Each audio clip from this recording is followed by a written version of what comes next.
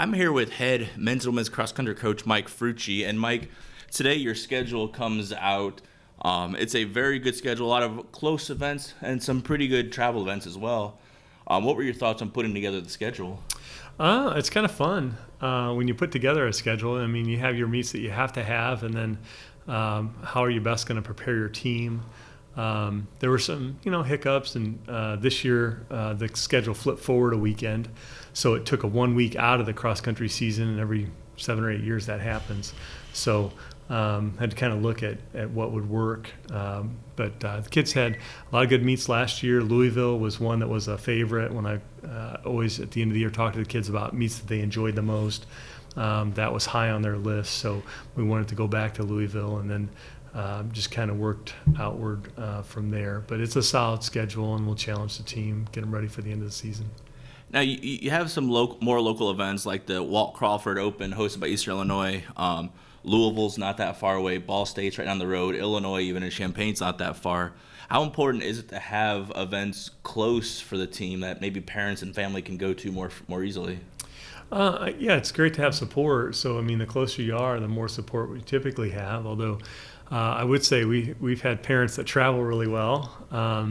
It didn't matter whether when we were in San Diego last year with the women's track team, we had parents out there with us, and so that's kind of nice. But closer, you definitely have a higher percentage of parents that can come, and if we stay within that, say 3 or 4 hour range with most of the meets, like we try to do.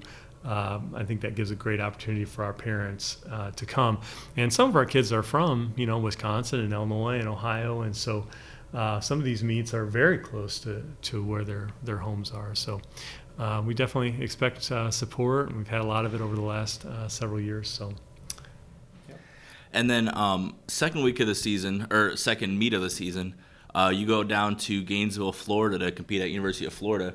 How much of a team-building activity is that? Does that just bring the team together on a trip like that? Yeah, that's often the most remembered or favorite thing in their athletic experience is the long trips. And so we do, one a year, and I try to find a meet that we're going to, have a chance to be reasonably competitive in and see different competition. It's nice to not run against the same people all the time. And so we've never been to this meet at the University of Florida, but I researched it, feel like it'll be a good fit for us. But it's tremendous for team building. The team will really look forward to it. We'll do some type of fun activity while we're there, and they'll remember it. As past teams, alumni I see today that have been gone for 10 years, they always talk about the long trips. And so it's a lot of excitement for the teams, and I know they're looking forward to this one in Florida in the fall. So. And then all of the regular season builds up to the Summit League Championships November 1st at South Dakota State. What are you going to look for the team just throughout the season to build towards for that focused meet right there?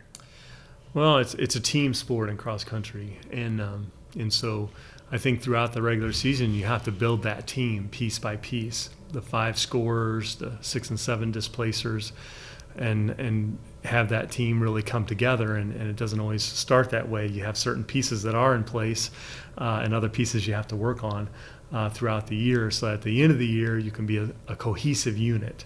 I think you saw that last year with the men at the end of the season. They were just so cohesive, and I think that was a tribute to how they finished up. You could just see it.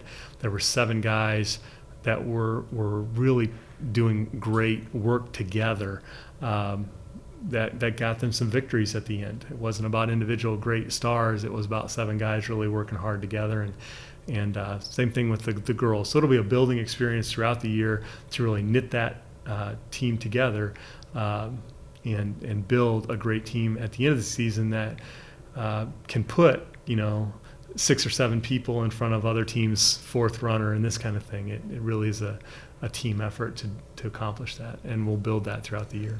Great. Thanks, Coach, and follow along at GoMastodons.com for all of the 2015 cross-country season.